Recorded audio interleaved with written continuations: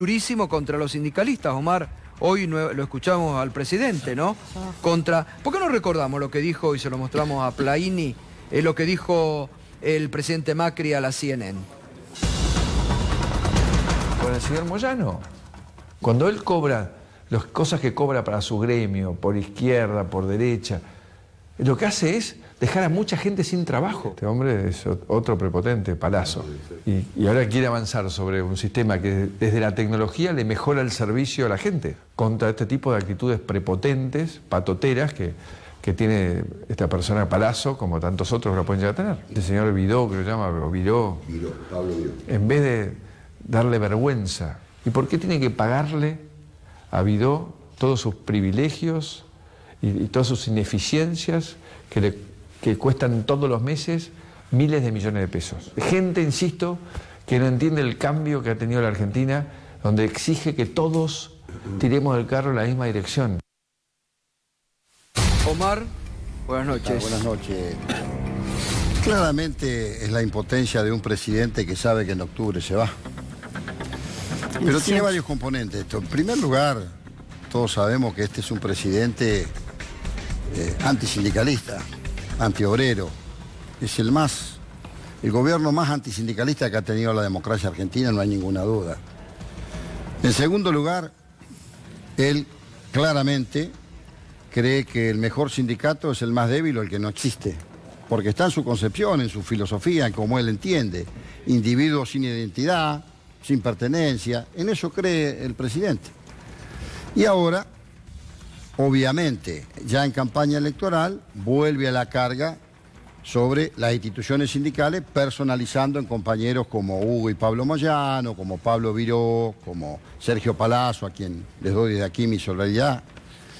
Pero esto ya lo ha intentado, Gustavo.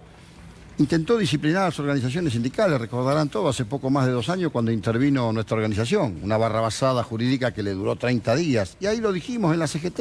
El primer intento disciplinador del presidente Macri fue aquel. Y no cejó en eso. Y ahora mucho más, porque sabe que le quedan alrededor de 150 días de gobierno. Entonces trata de hacer una campaña sucia, descalifican a la oposición, ahora lo citan a Alberto Fernández a tribunales, descalifican a Axel Kicillof, lo hacen con la dirigencia sindical. Ahora lo que queda claro es el fracaso del gobierno de Cambiemos.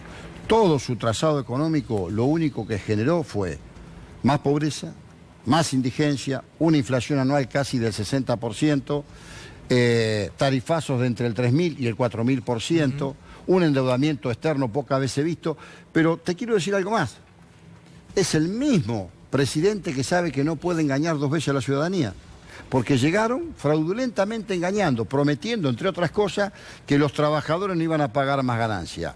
Mirá, cuando asume el presidente, alrededor de 1.050.000 trabajadores pagaban ganancia. Hoy, en la actualidad, pagan más de 2 millones. Cuando asume el presidente, en su campaña dice pobreza cero. Aumentó la pobreza, pasó del 26-27% al 35%. Por lo tanto, hoy no tiene un mecanismo para engañar. Entonces, ¿qué hace el presidente? Ataca, busca si nosotros reaccionamos, y lo que no hay que hacerle es el juego. Ahora, no hay que hacerle el juego, hay que dejarlo que se cocine en su propia salsa, diría el paisano. Ahora, Omar, esta noche, hoy a la mañana hablábamos, en Mañana Silvestre en Radio 10, y vos tuviste una reflexión interesante.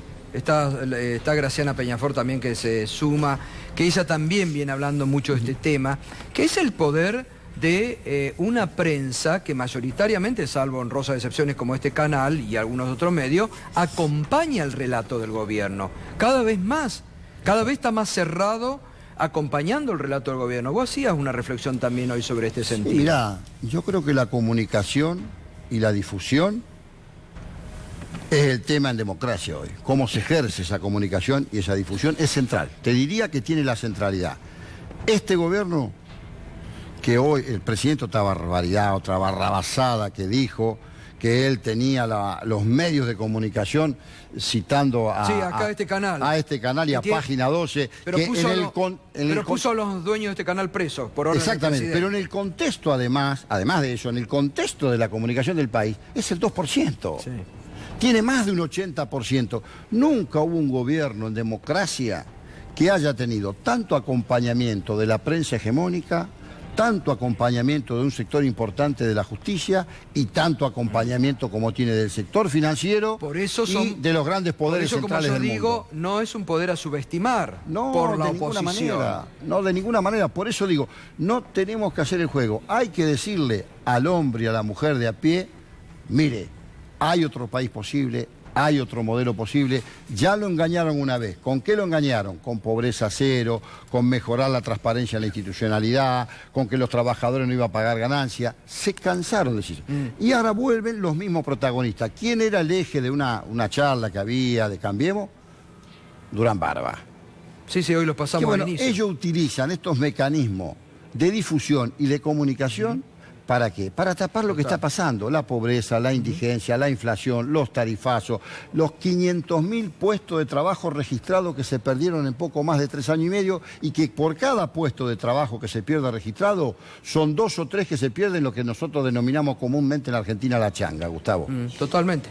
Graciana, ¿cómo te va? Buenas noches. ¿Cómo estás? Buenas noches, Gustavo. Me gusta porque vos tenés una interpretación, venís dando una batalla con el tema noticias, medios, fake news, fuiste...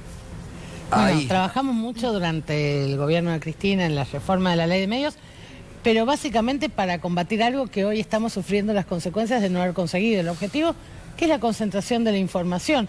No es menor. Apenas ganó Mauricio Macri, una de sus primeras medidas fue derogar la parte de la prohibición de la concentración monopólica de medios, porque claramente para gobernar como ha gobernado, necesita el cerco mediático que solo da un discurso hegemónico.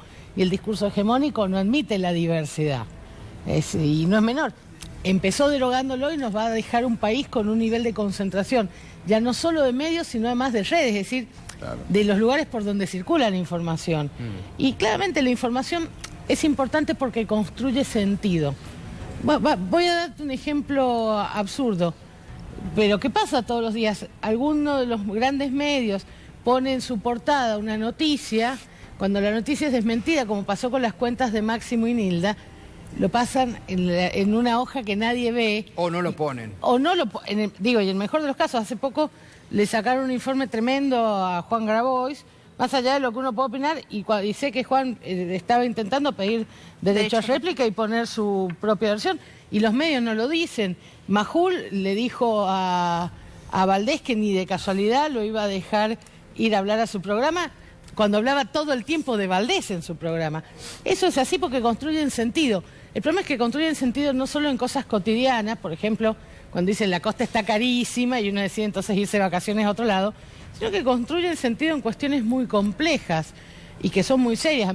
Yo como abogada me preocupo muchísimo cuando construyen el sentido de la culpabilidad. Entonces, no hay prueba que satisfaga a personas que están convencidas de que alguien es culpable. Yo pienso esto.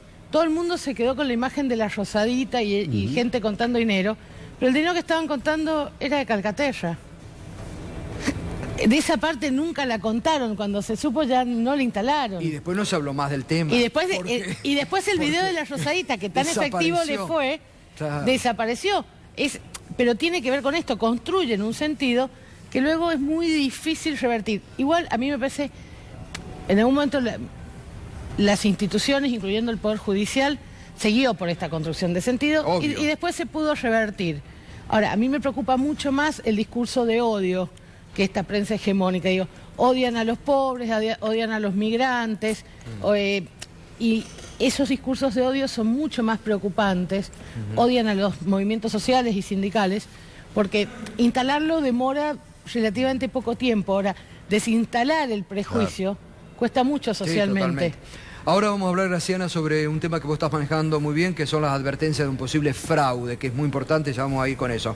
Quiero preguntarle a Graciela, recién nos contaba este informe revelador que demuestra y hace caer otro relato del gobierno.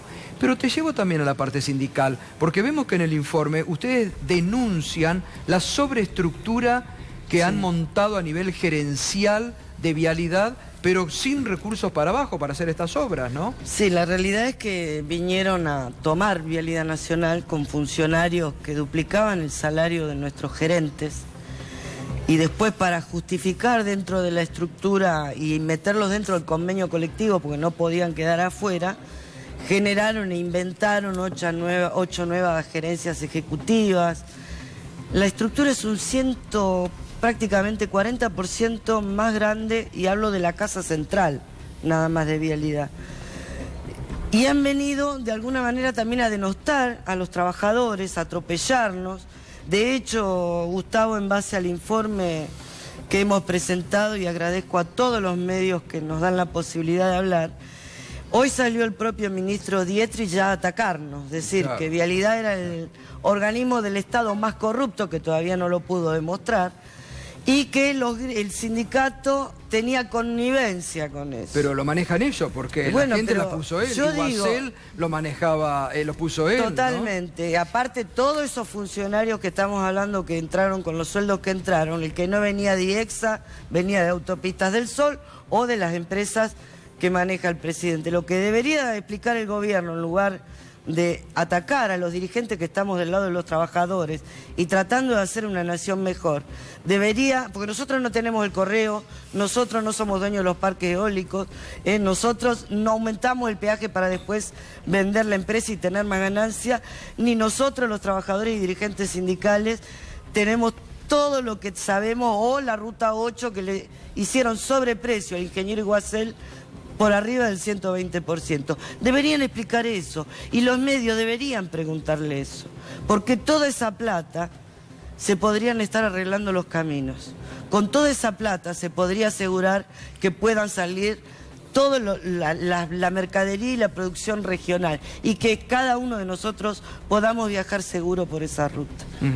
¿Le puedo hacer una pregunta? Sí, dale, Fernando. Es decir, ¿hay una privatización encubierta de Vialidad con esta empresa que han creado? Sí, nosotros lo venimos denunciando desde justamente el 4 de octubre, que es el Día del Trabajador Vial, salió el decreto donde crearon Corredores Viales Sociedad Anónima, que tiene el mismo objetivo que Vialidad Nacional. Nosotros lo hemos denunciado a la justicia, y en paralelo, digamos, va en paralelo. Y lo que es más grave, mientras Vialidad no pueda atender la conservación de sus caminos, por una decisión administrativa, le han transferido 1.500 millones a Corredores Viales Sociedad Anónima. Están haciendo pomada lo que es toda la parte de recursos humanos. La parte de informática, en este fin de semana, Gustavo, han desarmado todos los servidores del sector de informática de Vialidad, los han llevado a ARSAT. ¿Saben quién es la cabeza de ARSAT? Es un ex integrante de IEXA. Y en esos servidores están nuestras cosas personales, nuestra identidad, las obras, todo lo que hay. Entonces, uno tiene que sospechar. Lamentablemente tenemos que decir que no nos equivocamos cuando dijimos que estaban privatizando Vialidad Nacional. Magdalena, y la semana que viene vamos a profundizar.